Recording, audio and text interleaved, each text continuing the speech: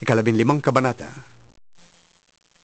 Pagkatapos, lumapit kay Jesus ang ilang Pariseo at mga tagapagturo ng kautusan na galing sa Jerusalem at siya'y tinanong nila, Bakit nilalabag ng mga alagad mo ang mga turong minana natin sa ating mga ninuno? Kumakain sila nang hindi muna naguhugas ng kamay ayon sa paraang ipinag-uutos. Sinagot sila ni Jesus, Bakit naman ninyo nilalabag ang utos ng Diyos dahil sa inyong minanang mga turo? Sinabi ng Diyos, igalang mo ang iyong ama't ina, at ang lumait sa kanyang ama o ina ay dapat mamatay. Ngunit itinuturo ninyo na kapag sinabi ng isang tao sa kanyang ama o ina, ang anumang maitutulong ko sa inyo ay naihandog ko na sa Diyos. Hindi na niya kailangang tulungan ang kanyang ama. Pinawawalang kabuluhan ninyo ang salita ng Diyos, masunod lamang ninyo ang inyong minanang mga turo. Mga mapagkunwari, tama ang sinabi noon ni Isaias tungkol sa inyo, paggalang na handog sa akin ang bayan ko'y pakunwari lamang, sapagkat sa bibig at hindi sa puso ito bumubukal. Papurit pagsambang ginagawa nila'y walang kabuluhan. Ang turo ng tao'y sinasabi nilang aking kautusan. Pinalapit ni Jesus ang mga tao at sinabi sa kanila, Pakinggan ninyo at unawain ang aking sasabihin. Ang lumalabas sa bibig ng tao, hindi ang pumapasok, ang nagpaparumi sa kanya sa paningin ng Diyos. Pagkatapos, lumapit naman ang mga alagad at sinabi sa kanya, Hindi po ba ninyo alam na nasaktan ang mga Pariseo sa sinabi ninyo? Sumagot siya, Ang bawat halamang hindi itinanim ng aking amang nasa langit ay bubunutin. Hayaan ninyo sila. Sila'y mga bulag na taga-akay ng bulag. At kapag bulag ang umakay sa kapwa bulag, pareho silang mahuhulog sa hukay. Sinabi sa kanya ni Pedro, Ipaliwanag nga po ninyo sa amin ang talinghagang ito. at sinabi niya, Pati ba kayo'y wala ring pangunawa? Hindi ba ninyo nalalaman na anumang pumapasok sa pipig ay tumutuloy sa tiyan at pagkatapos ay itinudumi? Ngunit ang lumalabas sa bibig ay nanggagaling sa puso. Iyan ang nagpaparumi sa tao sa paningin ng Diyos. Sapagkat sa puso nanggagaling ang masasamang kaisipan, pagpatay, pangangalunya, pakikiapid, pagnanakaw, pagiging saksi para sa kasinungalingan, at panimirang puri. Yan ang nagpaparumi sa tao sa paningin ng Diyos.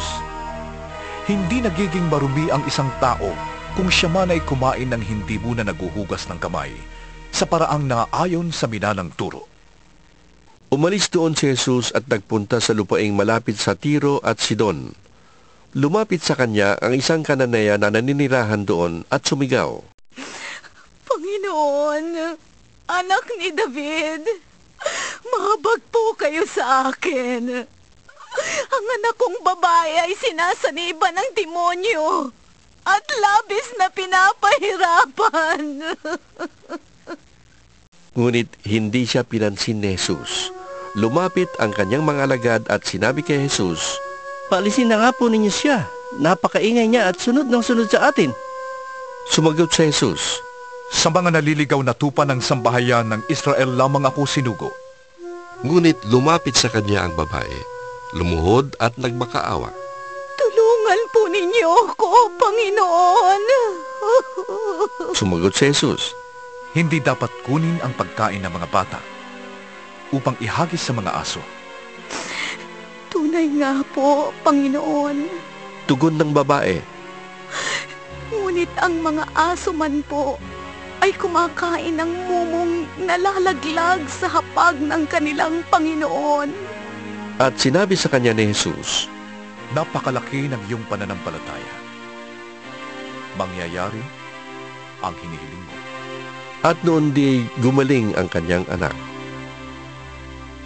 Pag-alis doon, nagbalik si Jesus sa tabi ng lawa ng Galilea. Umakyat siya sa bundok at naupo. Nagdatingan naman ang napakaraming taong may dalang mga pilay, bulag, lumpo, pipi at marami pang iba. Inilagay nila ang mga may sakit sa paanan ni Jesus at sila'y pinagaling niya. Namangha ang mga tao nang makita nilang nakakapagsalita na ang mga pipi. Gumaling ang mga lumpo, nakakalakad na ang mga pilay, at nakakakita na ang mga bulag. At nagpuri sila sa Diyos ng Israel. Tinawag ni Jesus ang kanyang mga alagad at sinabi sa kanila, Nahahabag ako sa mga taong ito. 3 araw na ngayong kasama natin sila at wala na silang pagkain. Ayokong paalisin sila ng gutom. Baka sila mahilo sa daan. Sinabi naman ng mga alagad, Saan po tayo kukuha ng sapat na pagkain? Para sa ganito karaming tao sa ilang na ito. Ilang tinapay ang nariyan? tanong ni Jesus sa kanila. 7 po, Sagot nila, at mayroon pang ilang maliliit na isda. pinaupo ni Jesus sa lupa ang mga tao.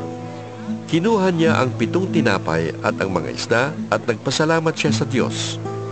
Pagkatapos, pinaghati-hati niya ang mga iyon at ibinigay sa mga alagad upang ipamahagi sa mga tao. Nakakain ang lahat at nabusog. At nang tipunin ng mga alagad ang tinapay na lumabis, nakapuno sila ng 7 kaing. May 4,000 lalaki ang kumain, bukod pa sa mga babae at mga bata. Pinauwi ni Jesus ang mga tao, saka siya sumakay sa bangka at nagtungo sa lupain ng Magadan.